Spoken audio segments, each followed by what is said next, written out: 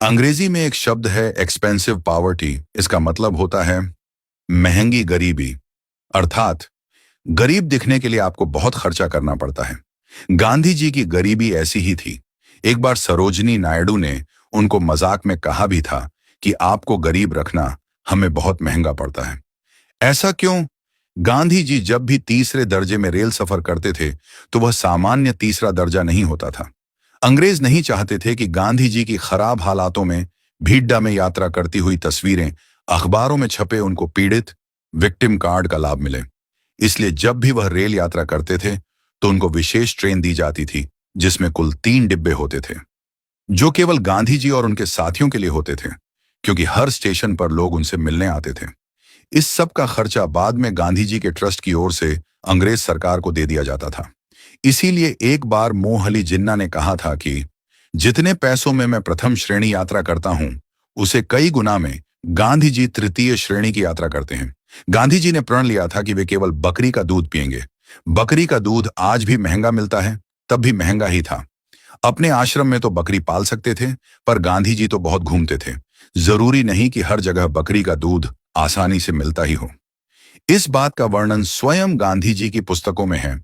कैसे लंदन में बकरी का दूध ढूंढा जाता था, महंगे दामों में खरीदा जाता था, क्योंकि गांधी जी गरीब थे, वो सिर्फ बकरी का दूध ही पीते थे। ये बात अलग है कि खुशवंत सिंह ने अपनी किताब में लिखा है कि गांधी जी ने दूध के लिए जो बकरियां पाली थीं, उनको नित्य साबुन से नहलाया जाता था, उनको प्रोटीन खिलाया जाता था। उन पर 20 रुपये प्रतिदिन का खर्च होता था। 90 साल पहले 20 रुपये मतलब आज हजारों रुपए।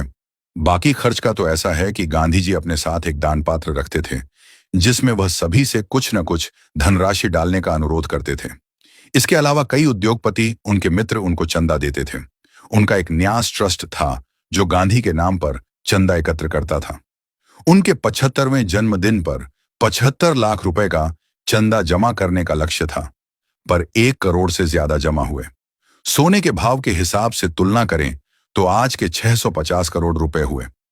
महात्मा गांधी के पिता करमचंद उत्तमचंद गांधी थे।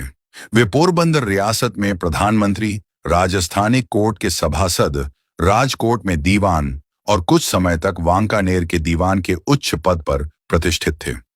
जिस व्यक्ति का पिता अंग्रेजों का दीवान था, जो अपने बेटे को उस समय जब हमारे बाप दादाओं के पास खाने के दाने नहीं थे, देश में हर तरफ बीमारी, भूखमरी, अकाल था, अंग्रेज कोड़े मारते थे, उस समय अपने बेटे गांधी को 15 वर्ष से भी ज्यादा समय दक्षिण अफ्रीका और इंग्लैंड में पढ़ाते थे।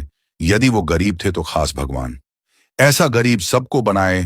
गांधी उतने गरीब भी नहीं थे जितना हमको घुट्टी पिला पिलाकर रटाया गया है। वंदे मातरम।